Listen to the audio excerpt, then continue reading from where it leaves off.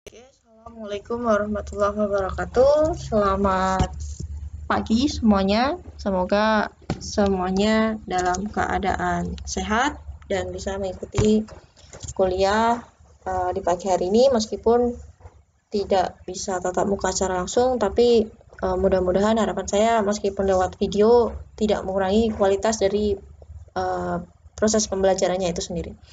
Baik, langsung saja hari ini kita minggu kelima mau bahas tentang penjualan angsuran dan konsinyasi.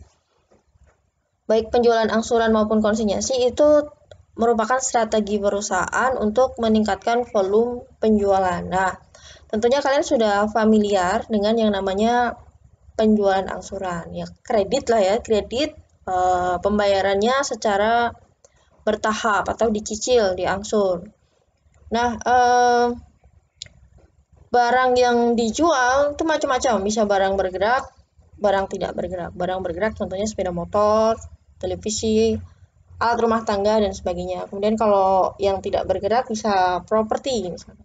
Nah, untuk jangka waktu mengangsur itu biasanya kalau barang bergerak itu biasanya lebih pendek, bisa sampai dengan 5 tahun. Tapi kalau barang yang tidak bergerak, contohnya properti itu bisa sampai panjang, bisa sampai 30 tahun. Nah, masalah akuntansinya yang mau kita bahas hari ini adalah gimana pencatatan terkait dengan penjualan angsuran. Waktu terjadi penjualan angsuran bagaimana, kemudian pengakuan pendapatannya seperti apa. Nah, untuk pengakuan pendapatan kita pakai metode angsuran. Kalau dalam metode angsuran, penerimaan kas yang diperoleh dari penjualan angsuran baik dari uang muka maupun dari cicilan itu dibagi ke sebagian untuk nutup kos dan sebagian lagi bisa kita akui sebagai pendapatan dari penjualan angsuran. Nah, sekarang saya mau langsung kasih ilustrasi penjualan angsuran. Contoh 1 Desember metode angsuran ya, metode angsuran. 1 Desember ada penjualan angsuran.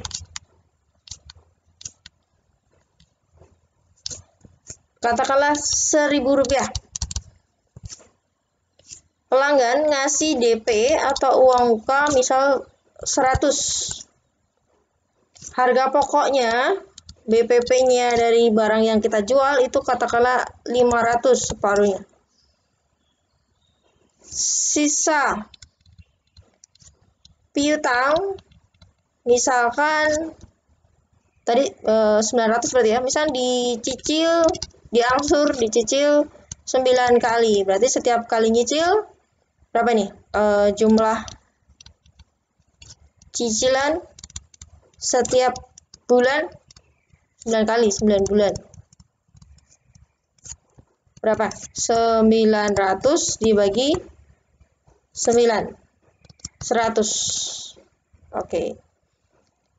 Mulai 1 Januari 2020. Ini asumsinya 2019. Oke, sekarang dari sisi akuntansinya. Pencatatannya ketika 1 Desember, waktu nyatatnya bagaimana? 1. Mencatat penjualan angsuran, saya singkat PA ya. Jurnalnya pertama kita catat kas sebesar uang mukanya kita debit 100.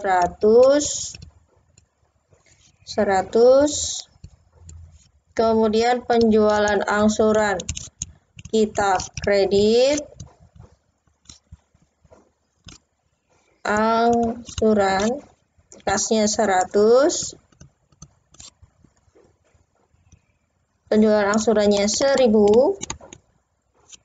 kemudian yang menjadi piutang adalah 900. Piutang penjualan angsuran berapa? 900. Piutang penjualan angsuran. Oke, ini adalah 1 Desember. Kemudian yang kedua, akhir periode.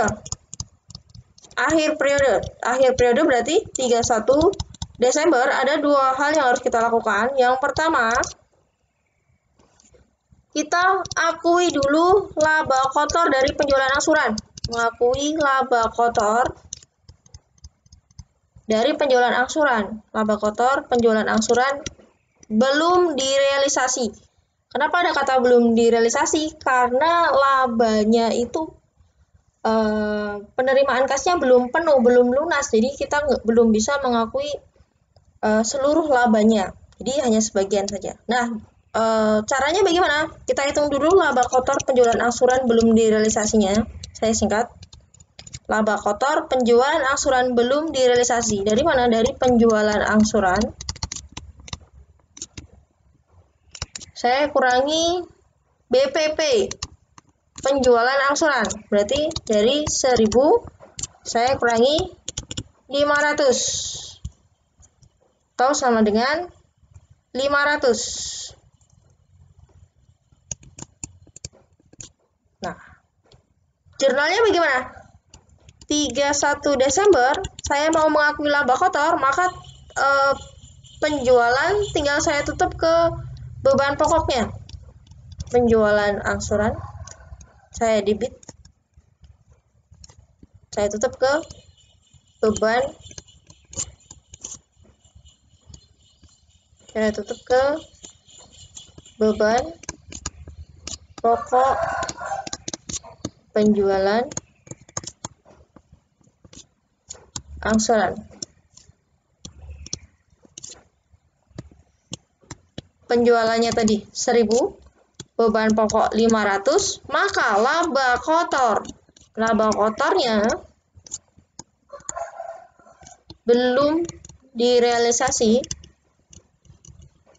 sebesar 500. Nah, dari penjualan angsuran ini laba kotornya sebenarnya 500, tapi untuk periode 2019 500 ini belum kita akui semuanya, karena kalau menurut metode angsuran yang boleh diakui itu adalah sebesar persentase laba kotornya kalikan penerimaan kas dari piutang angsuran tersebut. Nah, sekarang yang kedua, akhir periode juga. Kalau yang pertama tadi kita akui laba kotor yang belum direalisasi, yang kedua kita mengakui realisasi laba kotor penjualan angsuran. Rumusnya bagaimana? Persen laba kotor saya kalikan penerimaan kas, persen laba kotor saya kalikan penerimaan kas, termasuk uang muka di periode tersebut. Nah, kita hitung dulu persentase laba kotornya. Tadi sudah dihitung belum?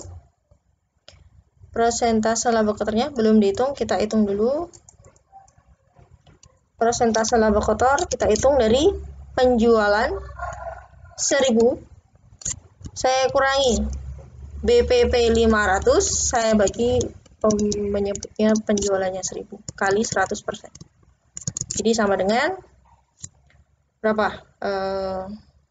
500 per 1000 kali 100%, 50%. Penerimaan kasnya, sekarang penerimaan kasnya berapa? Saya masukkan ke rumusnya. Realisasi laba kotor penjualan angsuran berarti sama dengan persen laba kotor 50%, saya kalikan penerimaan kas selama periode 2019. Kita lihat penerimaan kasnya. Penerimaan kas dari penjualan angsuran 1 Desember yang diterima kasnya itu hanya berupa uang muka ini aja. Dari uang muka 100. Karena cicilannya itu baru mulai tanggal 1 Januari 2020.